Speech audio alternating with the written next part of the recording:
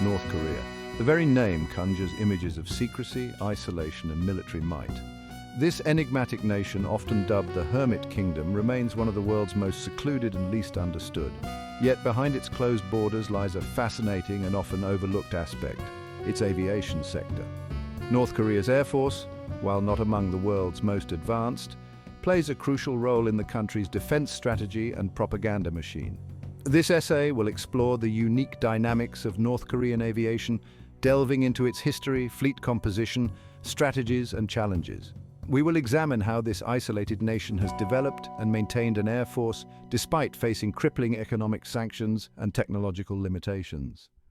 The story of North Korea's aviation is a testament to the country's resilience and its unwavering commitment to self-reliance, even in the face of adversity.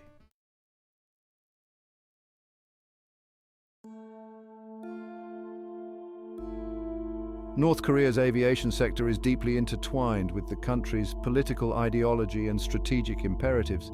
The Air Force is seen not only as a military force, but also as a symbol of national pride and a tool for projecting power to both domestic and international audiences.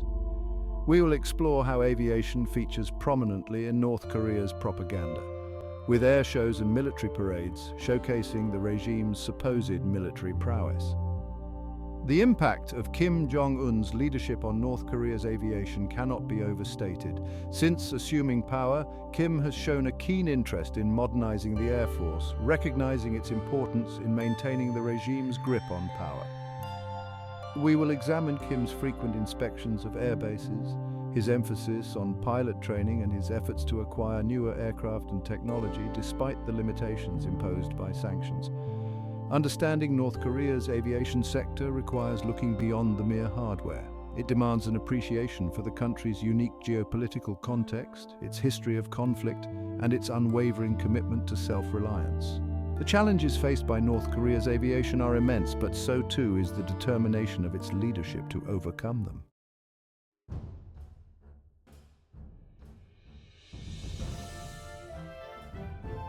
This is the story of an air force operating on the edge, constantly adapting to survive. It is a story of ingenuity in the face of scarcity, of maintaining aging aircraft with limited resources, and of developing tactics that compensate for technological shortcomings. By delving into the world of North Korean aviation, we gain a deeper understanding of this enigmatic nation, its priorities, and its enduring will to defy the odds.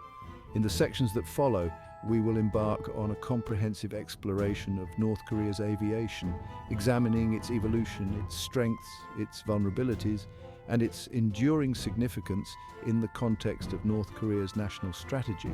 This is a story of planes, pilots, and propaganda, all intertwined in a narrative that sheds light on one of the world's most secretive and fascinating air forces. Join us as we take flight into the world of North Korean aviation, a world where old technology meets new tactics and where the roar of jet engines echoes the ambitions of a nation determined to chart its own course. The story of North Korea's Air Force begins in the aftermath of World War II. The Soviet Union took control of the North, eager to establish a communist foothold. In 1948, with Soviet backing, the Korean People's Army Air Force was born. The KPAF was heavily reliant on Soviet assistance. The Soviet Union provided North Korea with its first combat aircraft. Soviet advisors trained North Korean pilots and mechanics, shaping KPAF's practices. The early years saw a rapid build-up of personnel and equipment. The relationship evolved into a strategic partnership. The Korean War and its aftermath. The outbreak of the Korean War in 1950 tested the KPAF's strength. Intense aerial combat ensued between North Korean and US forces. The skies over Korea became a proving ground for jet fighters. The US Air Force gained air superiority, inflicting heavy casualties. The armistice left the Korean peninsula divided and tensions high.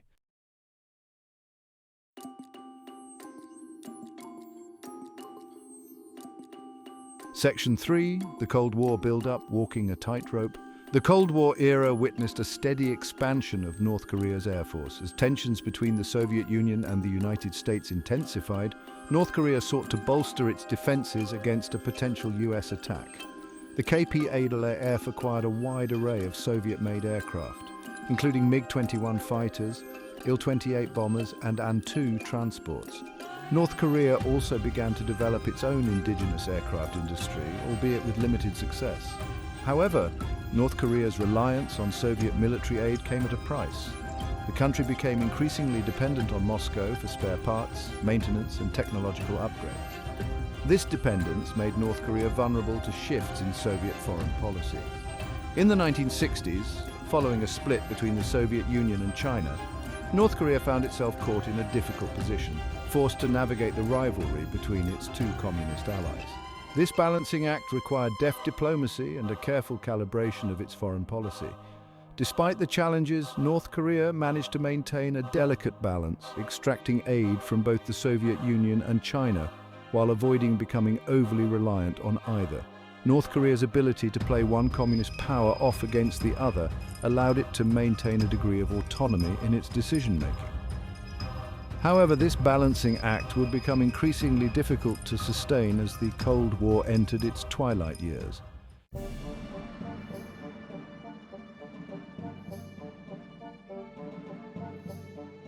Section 4. Shifting Alliances, Navigating the Post-Cold War World. The collapse of the Soviet Union in 1991 had a seismic impact on North Korea. The country lost its main benefactor and source of military aid, plunging it into economic turmoil and strategic uncertainty. The KP-8, once a formidable force equipped with modern Soviet aircraft, faced a bleak future. Spare parts became scarce, maintenance suffered, and the operational readiness of the fleet declined sharply. The end of the Cold War forced North Korea to confront the reality of its isolation and its vulnerability in a world order dominated by the United States. Faced with these daunting challenges, North Korea adopted a two-pronged strategy. First, it sought to preserve its existing military hardware, relying on ingenuity and improvisation to keep its aging aircraft flying. Second, it intensified its efforts to develop indigenous technologies, particularly in the realm of ballistic missiles and nuclear weapons.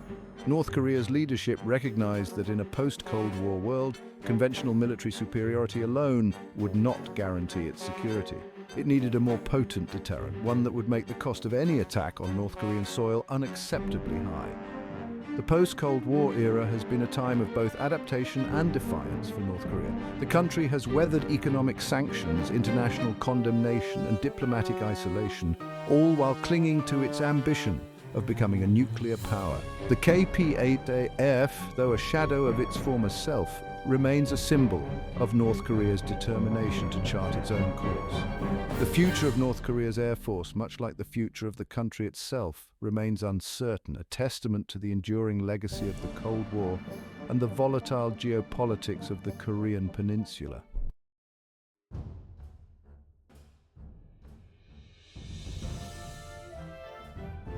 Adapting to survive, the quest for self-reliance. The disintegration of the Soviet Union marked a turning point for North Korea's aviation sector. The once steady flow of Soviet aircraft, spare parts and technical expertise dried up virtually overnight. Faced with a dwindling fleet of aging MiG fighters and a dearth of essential supplies, North Korea was forced to confront an existential challenge: how to maintain even a semblance of air power in the face of such adversity. The answer, born out of necessity, lay in a relentless pursuit of self-reliance. North Korean engineers and technicians, steeped in the ideology of juche, self-sufficiency, embarked on a mission to keep their aircraft flying against all odds.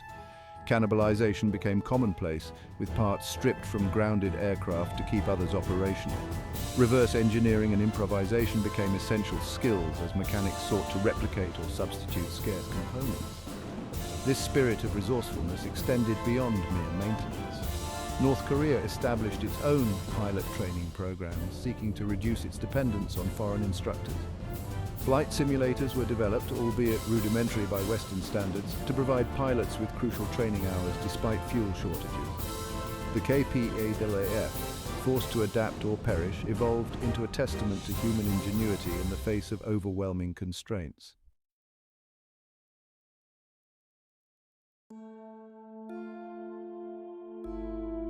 The limits of ingenuity, maintaining an aging fleet. While North Korea's efforts to sustain its air force through sheer determination are undeniable, they could not entirely overcome the fundamental challenges posed by an aging and increasingly obsolete fleet.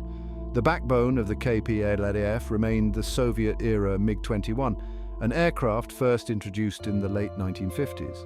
While once a capable fighter, the MiG-21 had long since been surpassed by more modern designs. The lack of access to advanced avionics, radar systems, and electronic warfare capabilities left North Korean pilots at a significant disadvantage against potential adversaries.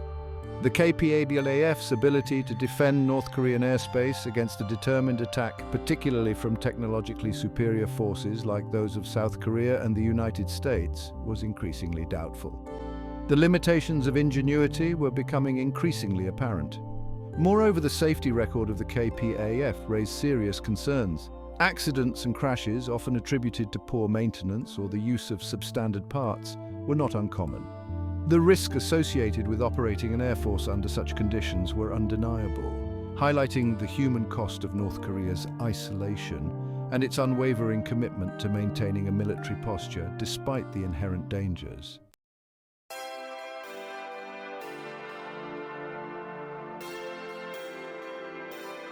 Beyond Soviet shadows glimmers of indigenous development. Despite the challenges of maintaining its Soviet-era fleet, North Korea never entirely abandoned its aspirations for indigenous aircraft development. The country's leadership, driven by a desire for self-sufficiency and prestige, recognized the symbolic importance of fielding domestically produced aircraft. However, the reality of North Korea's technological limitations and resource constraints meant that progress in this area remained slow and often shrouded in secrecy. There were glimpses of North Korea's efforts to move beyond its reliance on Soviet designs.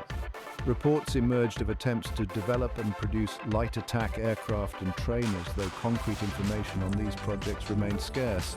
The development of unmanned aerial vehicles, UAVs, also became a focus, with North Korea showcasing rudimentary drones in military parades.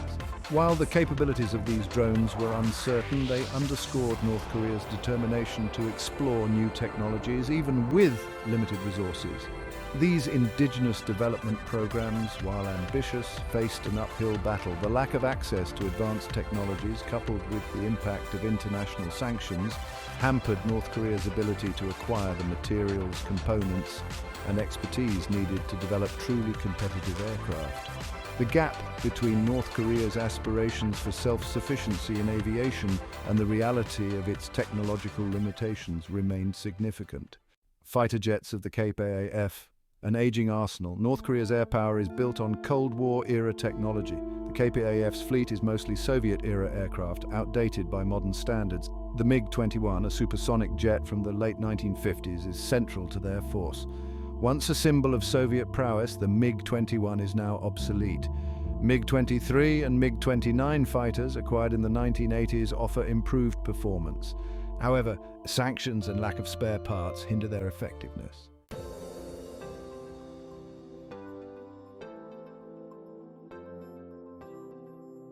Section 2, Beyond the Frontline, Transport and Training Aircraft. North Korea's transport aircraft, ranging from Soviet-era cargo planes to repurposed civilian aircraft, are crucial for troop and equipment mobility. The Antonov An-2, a rugged biplane, excels in North Korea's mountainous terrain, transporting troops and supplies. Larger aircraft like the Aviation Il-76 provide strategic airlift capabilities, despite concerns over their age and condition. The logistical backbone of the KPAF is vital, yet aging and resource-constrained.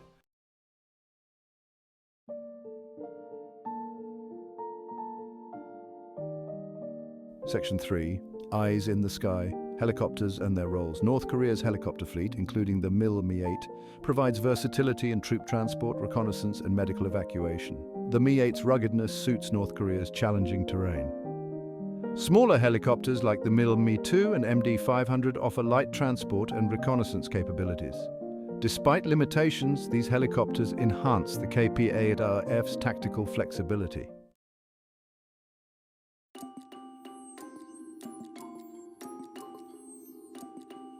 Section 4, The Illusion of Strength, Numbers versus Capabilities. North Korea's Air Force appears formidable on paper but is plagued by obsolescence and maintenance issues. The KPAF's strength lies in unconventional tactics and a willingness to accept high casualties. Surprise attacks and underground facilities offer initial advantages but are short-lived. The technological gap with adversaries would become insurmountable in a prolonged conflict.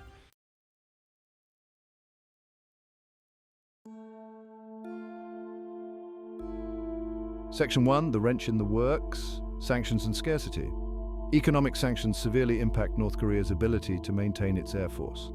The KPAF relies on dwindling stockpiles, improvised solutions, and illicit networks for spare parts. Cannibalizing grounded aircraft for parts further erodes the fleet's capability. Sanctions have a profound impact on the operational readiness of North Korea's air force.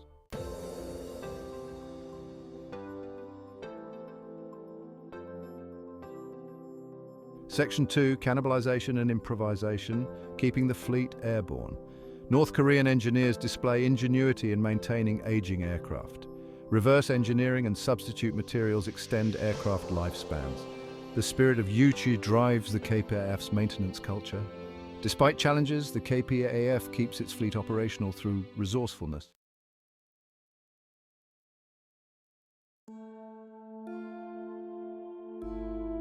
Section 3, the price of isolation, safety concerns, and operational risks.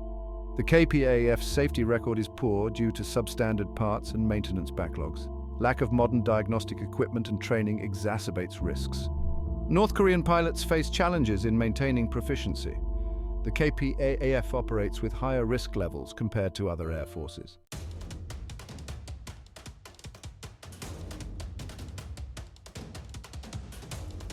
Section 4, the quest for parts. Navigating the black market and beyond. North Korea relies on a shadowy network to procure military materials. The black market for aviation parts is complex and risky. Despite challenges, North Korea adapts and exploits the black market. The KPAF's continued operation is a testament to this clandestine network.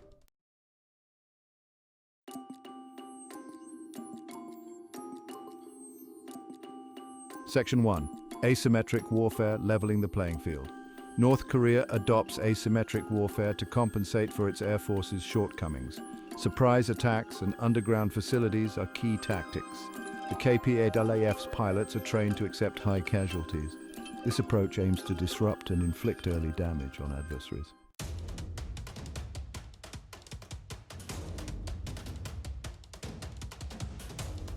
Section 2, hidden in plain sight, camouflage and deception. North Korea invests in camouflage and deception to protect air assets. Camouflage nets and dummy aircraft deceive enemy reconnaissance. Strict radio discipline and night movements reduce detection risks. These measures complicate targeting North Korean air assets.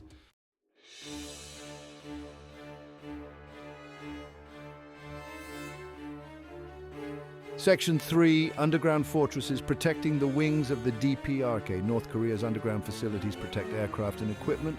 These bunkers withstand conventional and tactical nuclear strikes. Concealed taxiways allow aircraft movement with minimal exposure. Underground bunkers pose a significant challenge for adversaries.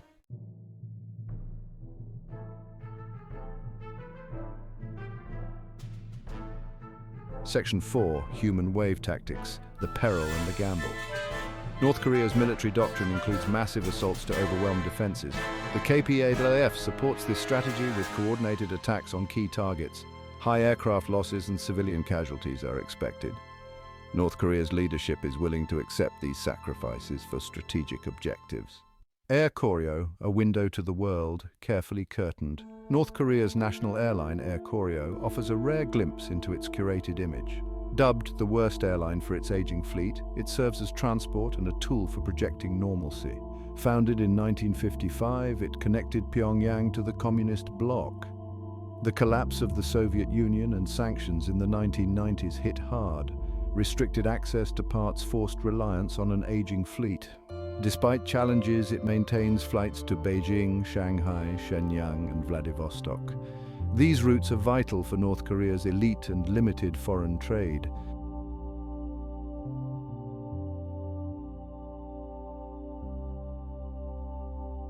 Constraints of isolation limited domestic air travel. While Air Koryo's international operations may garner the most attention, the airline also plays a role in connecting North Korea's major cities and regions. However, domestic air travel within the country remains extremely limited, accessible only to a select few due to a combination of economic constraints, underdeveloped infrastructure, and strict government control over movement within its borders. North Korea's domestic air network is centered around Pyongyang Sunan International Airport, the country's main international gateway. From Pyongyang, Air Koryo operates flights to a handful of domestic destinations, including Hamhung, Wonsan, and Chongjin. However, the frequency of these flights is low, often limited to a few times a week, and the aircraft used are typically older models from the airline's fleet, such as the Ilyushin Il-18 and the Tupolev Tu-134. The limited availability and high cost of air travel for ordinary citizens mean that most North Koreans rely on alternative modes of transportation, such as trains and buses, for long-distance journeys within the country. This reliance on often overcrowded and unreliable ground transportation networks further isolates communities and hinders economic development. The underdeveloped state of North Korea's domestic aviation sector reflects the broader challenges facing the country, where limited resources and strict government control have stifled economic growth and limited opportunities for its people.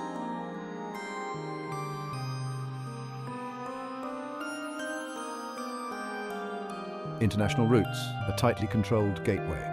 Air Koryo's international routes are more than just transportation links. They serve as tightly controlled gateways through which the outside world is granted limited access to North Korea and vice versa. Every aspect of these flights, from passenger manifests to onboard amenities, is carefully managed to present a sanitized and ideologically aligned image of the country to foreigners while minimizing the risk of outside influence seeping into North Korean society. Passengers on Air Koryo's international flights are subject to rigorous security checks and baggage inspections, both before boarding and upon arrival in Pyongyang. Foreign visitors are typically accompanied by government minders who control their itinerary and limit their interactions with ordinary North Koreans. The onboard experience is similarly curated, with propaganda films and music extolling the virtues of the Kim regime and the achievements of the North Korean people. The limited number of international destinations served by Air Koryo reflects both the country's diplomatic isolation and the economic realities of operating under sanctions. The airline's fleet is barred from flying over the airspace of many countries due to safety concerns and the risk of violating sanctions. This geographical isolation further limits North Korea's integration into the global economy and reinforces its image as a reclusive and unpredictable state.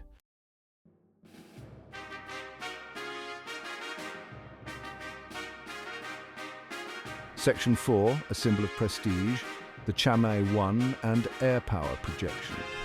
While Air Koryo's fleet may be aging and its route network limited, the airline plays an outsized role in North Korea's projection of national prestige and the image of its leader, Kim Jong-un. Nowhere is this more evident than in the Chamhae-1, Kim Jong-un's personal aircraft, a symbol of luxury and power in a country where most citizens struggle to meet their basic needs.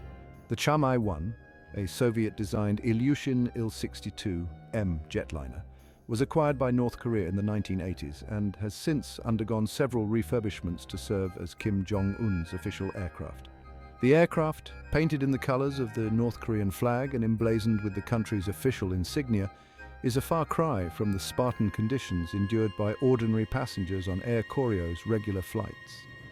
Kim Jong-un's use of the Chamhae-1 for international travel, such as his historic summits with US President Donald Trump and South Korean President Moon Jae-in, is carefully choreographed to project an image of strength and confidence on the world stage. The aircraft, a symbol of North Korea's defiance of international sanctions and its aspirations for great power status, serves as a potent reminder of the enduring allure of aviation as a tool for political messaging and the projection of national pride.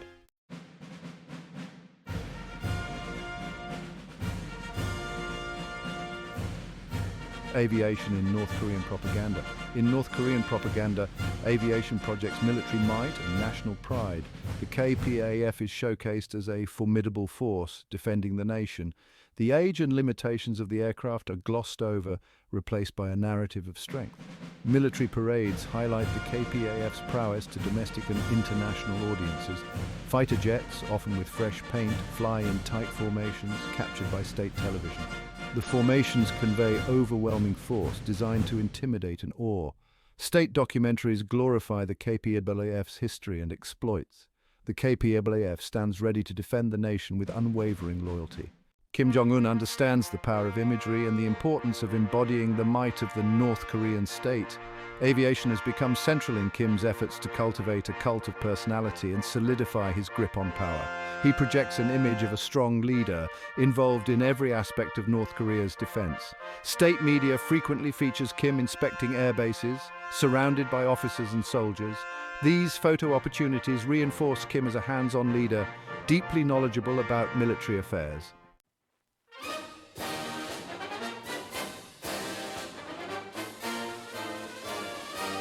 Section 3. Cultivating a cult of personality pilots as national heroes.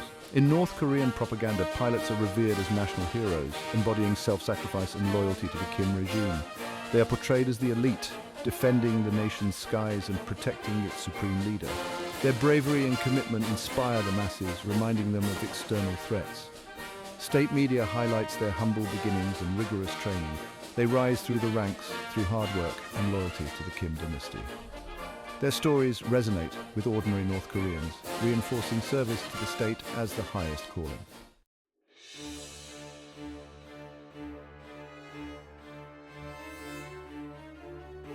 Beyond the show of force, the real message in the clouds.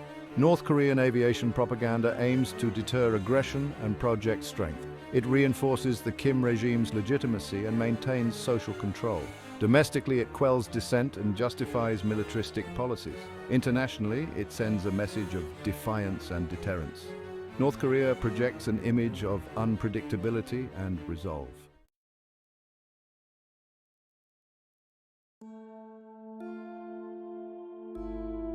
North Korea's aviation sector stands at a crossroads, caught between military ambition and technological limitations. The Korean People's Army Air Force grapples with an aging fleet and a shortage of spare parts. The future hinges on balancing self-reliance with the need for modernization. Challenges are significant, but not insurmountable. North Korea leverages ingenuity to overcome obstacles, committed to self-sufficiency despite sanctions and technological backwardness. The future will be shaped by internal and external factors.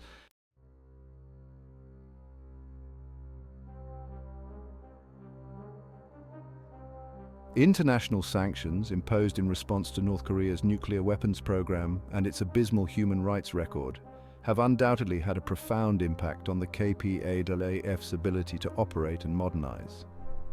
The sanctions regime, designed to restrict the flow of goods and technologies that could be used for military purposes, has made it exceedingly difficult for North Korea to acquire the spare parts, equipment, and expertise needed to maintain, let alone upgrade, its aging fleet.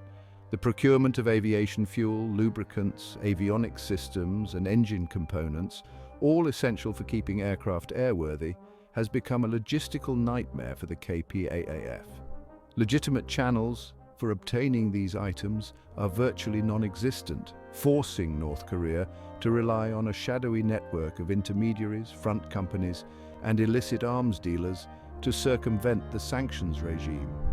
This reliance on the black market while providing a lifeline for the KPAF comes at a cost, both financially and in terms of reliability. The sanctions have also had a chilling effect on potential foreign investment in North Korea's aviation sector. Even if the regime were willing to open its doors to foreign companies, the risks associated with doing business in such a heavily sanctioned country are simply too great for most investors.